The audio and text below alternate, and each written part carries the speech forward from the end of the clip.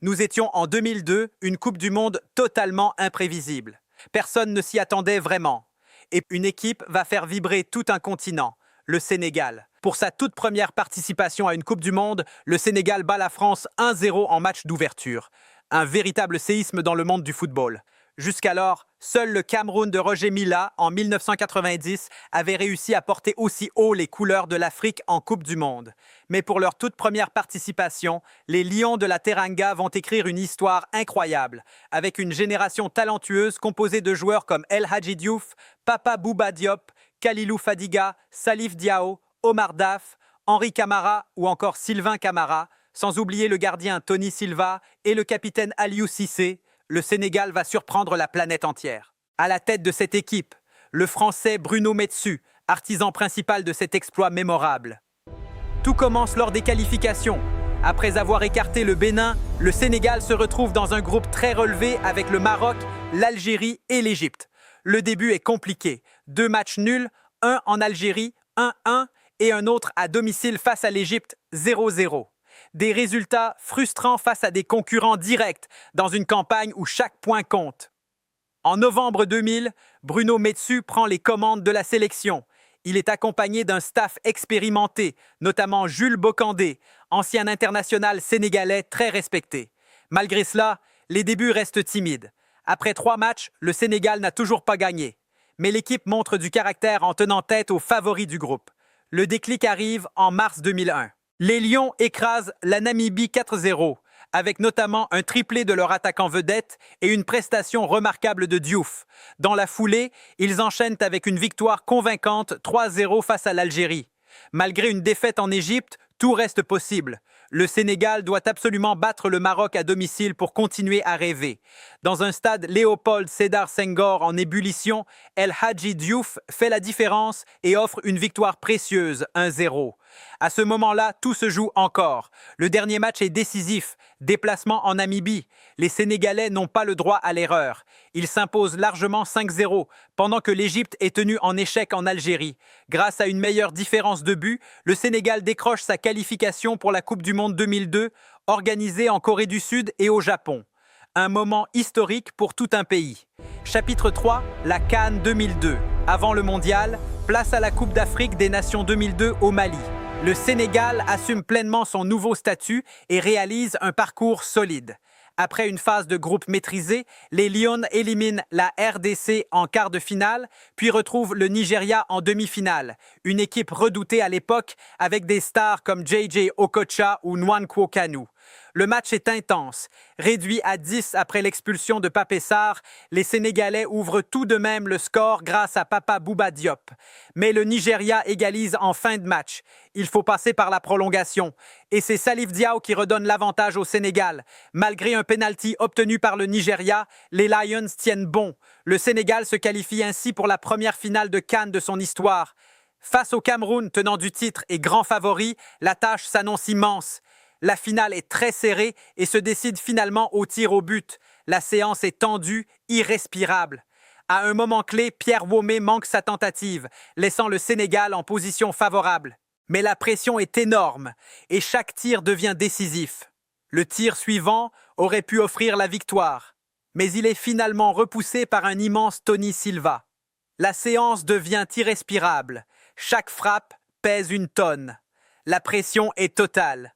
Au bout du suspense, le verdict tombe. En 2002, le Cameroun conserve son titre. Le Sénégal, lui, passe tout près d'un sacre historique et devra encore patienter avant de soulever sa première CAN. Une déception forcément difficile à digérer sur le moment.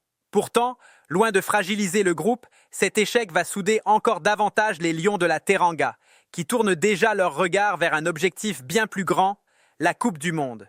Chapitre 4. L'exploit face à la France. 31 mai 2002, Séoul. Le tirage au sort a réservé un scénario incroyable. Le Sénégal affronte la France, championne du monde en titre, en match d'ouverture. Un duel complètement déséquilibré sur le papier. D'un côté, l'un des favoris absolus. De l'autre, un novice dans la compétition. Mais le symbole est fort. Une grande partie des joueurs sénégalais évoluent en France. Et leur sélectionneur, Bruno Metsu, est lui-même français. En face, les Bleus affichent une armada impressionnante. Zinedine Zidane, Au sommet de son art, Fabien Barthez dans les buts et une attaque redoutable avec Thierry Henry, David Trezeguet et Djibril Cissé. Autant dire qu'en France, on imagine déjà une victoire facile.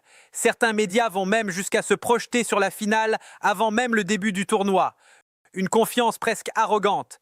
Mais un détail est sous-estimé, l'absence de Zidane, blessé quelques jours avant la compétition. Et surtout, la fraîcheur et la détermination d'un Sénégal, qui n'a absolument rien à perdre.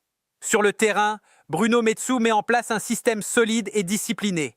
Une défense compacte, un milieu de terrain puissant, et devant, El Hadji Diouf en électron libre, prêt à exploiter la moindre faille.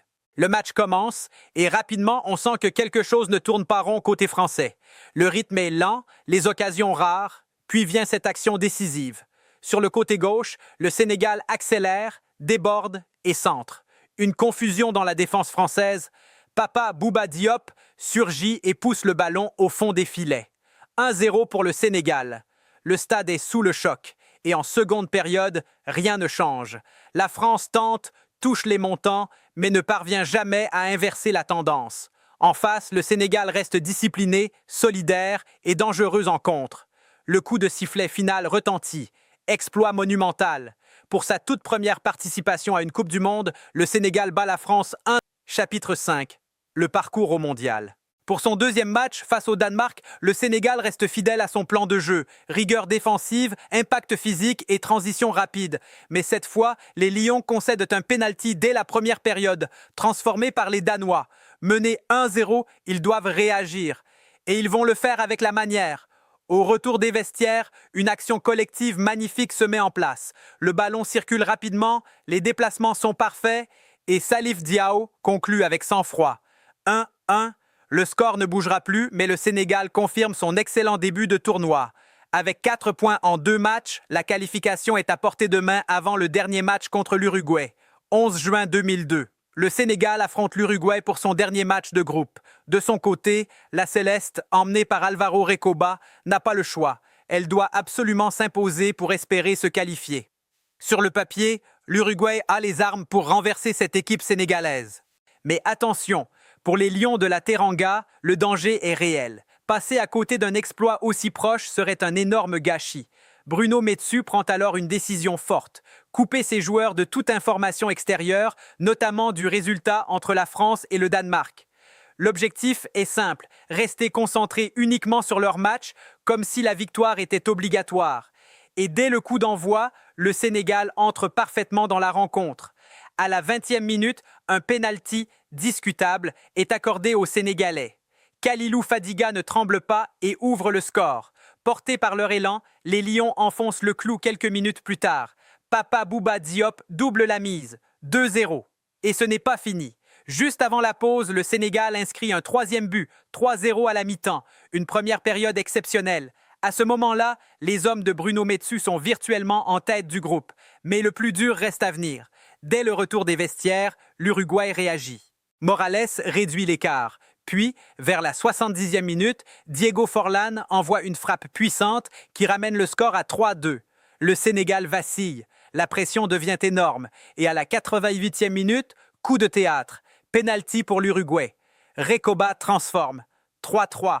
Les Lions passent tout près de la catastrophe. Mais ils tiennent jusqu'au coup de sifflet final. Score final, 3-3. Un match complètement fou.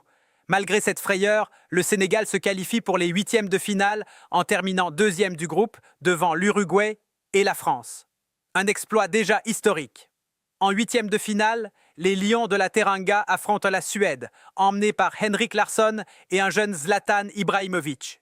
Une équipe solide sortie en tête d'un groupe très relevé avec l'Angleterre, l'Argentine et le Nigeria.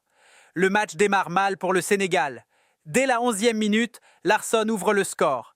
Mais cette équipe a du caractère. Peu après, El Hadji Diouf se montre encore une fois décisif et sert Papa Bouba Diop, malheureusement signalé hors jeu. Le Sénégal insiste et finit par être récompensé. Henri Camara égalise. 1-1, le match devient un combat. Les duels sont intenses, le rythme élevé. La Suède tente, notamment avec Ibrahimovic, mais Tony Silva reste solide dans ses cages. À la fin du temps réglementaire, le score est toujours de 1-1. Place à la prolongation. À cette époque, une règle particulière est encore en vigueur, le but en or. Le premier qui marque met immédiatement fin au match. La tension est maximale, chaque action peut être décisive. La Suède passe tout près. Svensson manque une énorme occasion. Et puis, juste avant la pause de la prolongation, Henri Camara surgit. Il frappe. Le ballon touche le poteau, puis rentre. But, explosion. Le Sénégal s'impose 2-1 grâce à ce but en or. Henri Camara devient le héros de toute une nation. C'est historique. Pour sa toute première participation à une Coupe du Monde, le Sénégal atteint les quarts de finale, égalant ainsi l'exploit du Cameroun en 1990. Une aventure incroyable, une équipe inoubliable et un moment gravé à jamais dans l'histoire du football africain. En atteignant les quarts de finale, le Sénégal égale déjà l'exploit du Cameroun en 1990. Mais à ce stade de la compétition, un nouvel obstacle se dresse, la Turquie. Sur le papier, certains se disent qu'il y a peut-être un coup à jouer. Mais en face, les Turcs réalisent eux aussi un parcours exceptionnel, capable de rivaliser avec les plus grandes nations, y compris le Brésil. Dès le début du match, les Lions de la Teranga peuvent nourrir des regrets. Sur une occasion dangereuse, Henri Camara intervient maladroitement alors que le ballon semblait prendre la direction des filets. Mais l'action est annulée pour hors-jeu. Le match est serré, tendu, indécis. Chaque équipe a ses moments. À un instant clé, Omar Daf sauve les siens avec une intervention décisive. Côté turc, Hakan Şükür, discret depuis le début du tournoi, cède sa place à Ilhan Mansız, un choix qui va s'avérer déterminant. Le temps réglementaire s'achève sans but. Nouvelle prolongation. Mais cette fois, tout va aller très vite. À peine quelques minutes après le coup d'envoi, Ilhan Mansız surgit et inscrit le but en or. Fin du match, fin du rêve. L'aventure sénégalaise s'arrête brutalement sur ce coup du sort. La déception est immense. Mais très vite, un sentiment domine, la fierté. Car au fond, les Lions n'ont rien à regretter. Ils ont tout donné. Ils ont battu la France dès le match d'ouverture, éliminé la Suède en huitième de finale et poussé la Turquie, future troisième du tournoi, jusque dans ses retranchements. Pour une première participation, c'est tout simplement exceptionnel. Bien sûr, on peut toujours imaginer ce qu'aurait donné une demi-finale face au Brésil, mais cette histoire restera déjà comme l'une des plus belles du football africain. 20 ans plus tard, en 2022, le Maroc franchira un cap historique en atteignant les demi-finales, devenant la première nation africaine à y parvenir. Mais pour l'Afrique subsaharienne, ce plafond reste encore à briser. Une chose est sûre, ce jour viendra. Et le Sénégal de 2002 y est pour beaucoup. Cette génération dorée a marqué toute une époque et inspiré les suivantes. Son capitaine, Aliou Cissé, deviendra plus tard sélectionneur pendant près d'une décennie, preuve que cet héritage a perduré. 2002 restera une année fondatrice, un tournant dans l'histoire du football sénégalais. Et impossible de conclure sans rendre hommage à ceux qui nous ont quittés depuis, Papa Bouba Diop, Bruno Metsu, Jules Bocandé, des figures majeures de cette épopée qui n'auront malheureusement pas pu voir le Sénégal triompher à la CAN 20 ans plus tard. Mais leur héritage, lui, est éternel.